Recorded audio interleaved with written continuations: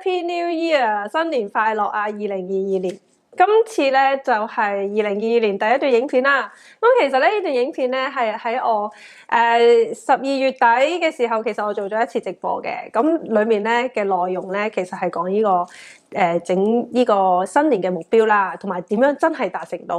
咁但係咧，我做完呢個直播之後咧，發覺呢段影片咧都係個效果咧，其實如果想比較清晰咁樣表達咧，都係做一個剪輯嘅影片，所以咧我就將個內容咧重新錄製過同埋剪輯啦，就做咗呢段新嘅影片啦。當然啦，咁有啲人睇咗直播嘅就可能已經知道內容，同埋 Patreon 啦 ，Patreon 有一個完整嘅直播嘅內容已經俾咗佢哋睇噶啦。好，喺我開始之前咧，記得 click 翻個 like 啦，同埋訂閱啦。咁另外咧，如果你想支持 Raysia 呢個平台咧，你亦都可以咧 click 翻下面嘅開戶連結啦。咁我擺咗一啲開戶連結咧，分別係加密貨幣啊、美股免手續費嘅交易平台，同埋咧可以買晒全世界股票嘅交易平台啦。咁有 Saxo Bank 啊，有 CXIO 同埋 First Trade， 咁亦都有一啲開戶嘅優惠嘅。好，講翻今日嘅正題啦。點解我哋要 set 一個目標咧？其實世界上面咧最高地位嘅1% 嘅人，包括世界上最著名公司嘅 CEO 啊、政治家、一啲演員啦，或者係冠軍嘅運動員。如果去除一啲靠佢哋自己世紀家族嘅財富而獲得支持嘅富二代、3代、4代呢啲人，如果你淨係講一啲白手興家嘅人啦，呢最 top 嘅1% 嘅人咧嘅共通點咧就係佢哋咧通常會設定一啲咧其他人認為唔可能達成嘅目標，而呢啲目標咧幾乎咧會令到佢哋咧去到一個失敗嘅地步，甚至係傾家蕩產。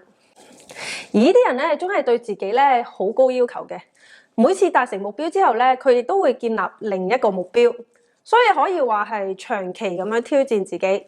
結果咧，佢哋就成為傳奇嘅超級成就者啦。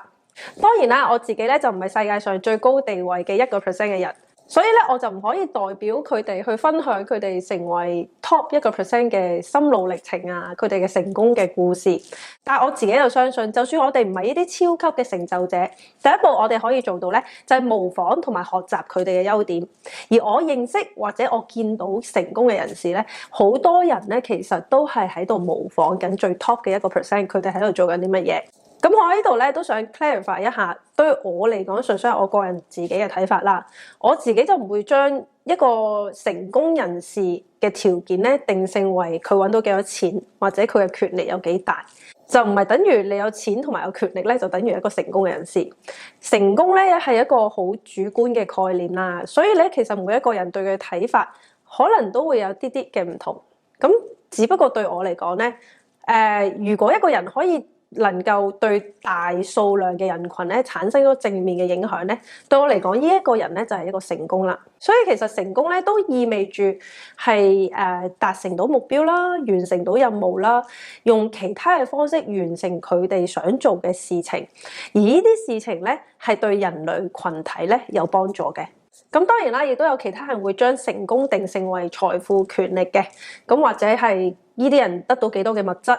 咁所以咧，我呢度唔會俾到一個標準嘅答案話俾你聽，乜嘢先係成功人士。但係無可否認咁樣講，要得到你想要嘅嘢，或者要做到你想做嘅事情，設定目標咧，其實係一個唔可以略過嘅最重要嘅一個步驟。但係好多人咧喺新年嘅時候咧設定佢目標啦，就好偉大嘅、好宏大嘅目標，但係去到年底嘅時候咧，即係12月嘅時候，就發現自己咧就咩都冇達成到，咩都做唔到。其實由年頭咧訂立自己嘅目標嗰一刻開始，就已經直接決定到咧你年底有冇機會會完成到、達成到你呢個目標噶啦。因為點樣去設定你個目標咧，已經係一個關鍵因素。點解？因為咧好多人咧都唔會將佢個目標咧設定得好偉大、好宏大就可以啦。咁咩叫好宏大咧？咁有啲人咧好廣嘅，佢講得例如我要買車，我要買樓，我要發達，我要升職。其實我哋應該將呢啲目標咧量化。咩叫量化咧？即係寫到咧一啲係我哋可以計算到、係見到嘅目標，而唔係一個好宏大嘅目標。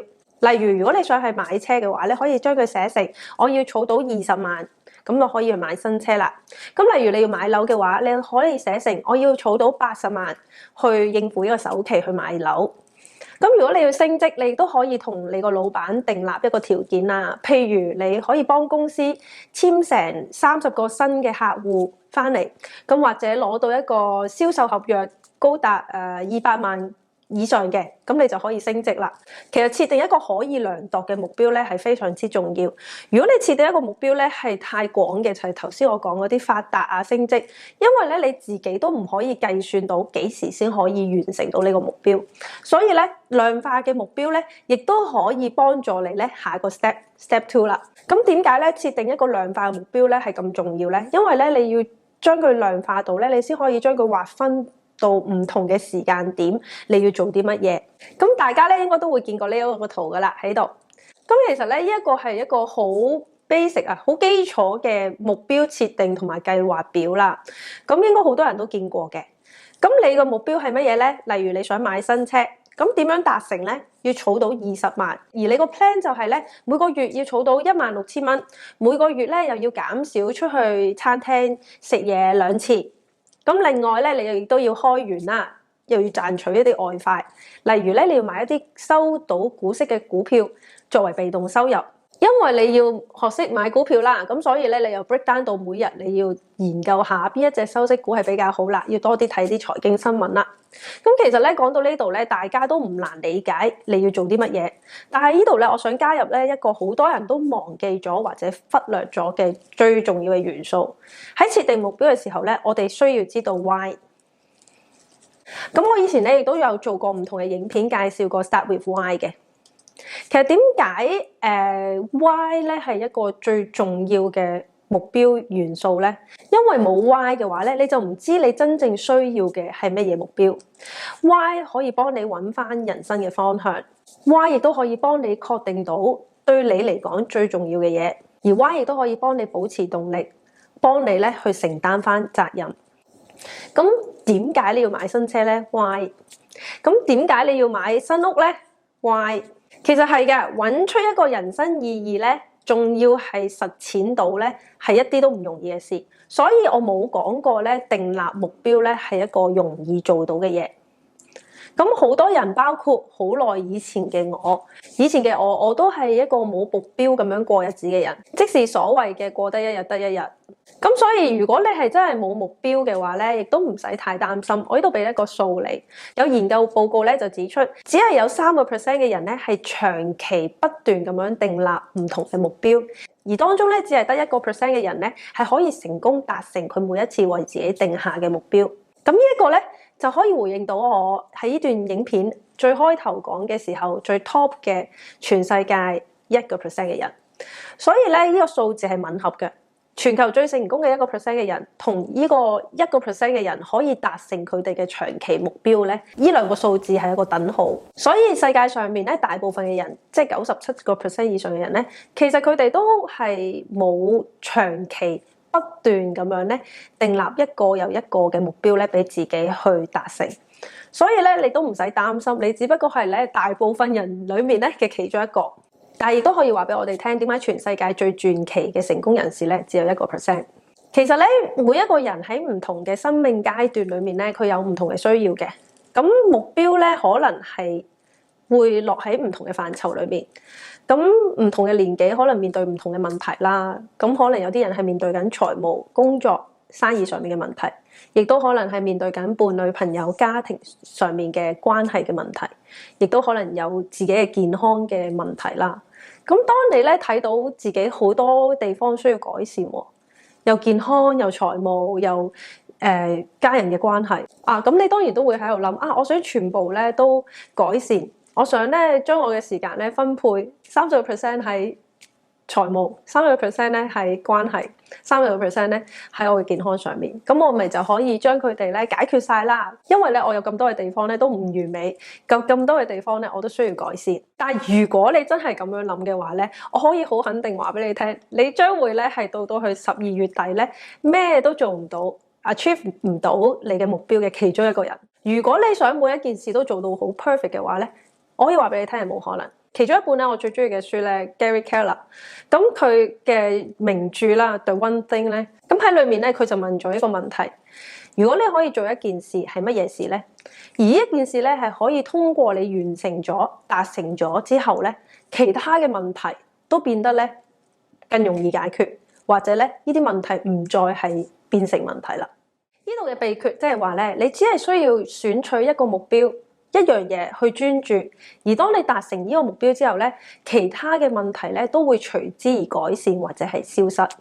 咁我俾個例子你啦，我亦都身邊見到唔同嘅人咧都面對緊同一樣問題，就係抑鬱症。咁抑鬱症咧喺人際關係上面咧，其實係一個好大嘅影響。如果你係因為自己患上抑鬱症，令到你同朋友或者屋企人或者伴侶嘅關係唔好咧，咁你嘅根本問題其實係健康上面。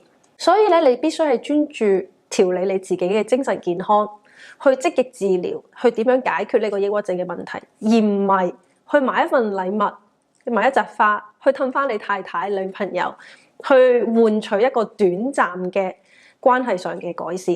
因為其實咧，問題唔係出於嗰份禮物，唔係出於嗰扎花，問題喺你健康上面。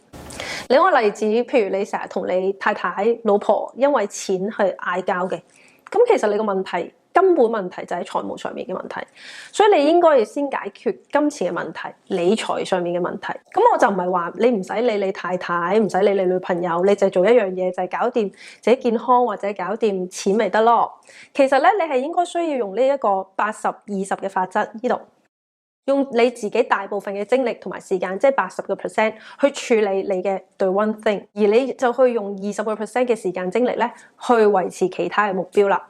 即係意思咧喺呢個程度上面咧，你假設你係健康上面有問題嘅話，你就用80% 嘅專注力同埋時間去解決呢個健康上面嘅問題。20% 你可能就解決下人際嘅關係啊，或者係其他工作上面嘅問題。你可能係冇辦法改善到或者係解決呢啲咁嘅少啲嘅問題，但係 Gary Keller 嘅意思就係話，如果你可以專注你嘅精力放喺你嘅根本問題上面，你嘅其他嘅問題咧，可能因為你呢個根本問題解決咗之後咧，就變得更容易解決或者係消失。所以你花20% 嘅時間，可能你只係維持呢個問題，等佢唔好惡化，唔好變得更差。你可能冇辦法去解決呢啲細嘅問題。咁老實話俾你哋聽啦，其實我屋企好亂。我依家咧有 YouTube 啦、IG， 有 website， 有 Patreon， 然後我又做緊唔同嘅教學啦。咁亦都好想多啲抽時間陪下屋企人。然後一堆嘅家務喎，即係啲衫又未洗啊，地下有好多塵啊。咁啲碗碟咧，朝頭早食完都係坐喺度，又一次過一日洗一次咁樣啦。咁其實有陣時好大壓力嘅。因為好似所有嘢都堆埋一齊，所有嘢對我嚟講都好緊要嘅喎。我都想執好間屋，我又想做好 YouTube， 我又想做好教學，又想陪多啲屋企人。但係咧，結果咧，我過去嗰幾個月咧，我就將我嘅時間咧分成幾份，嘗試去滿足晒所有嘢。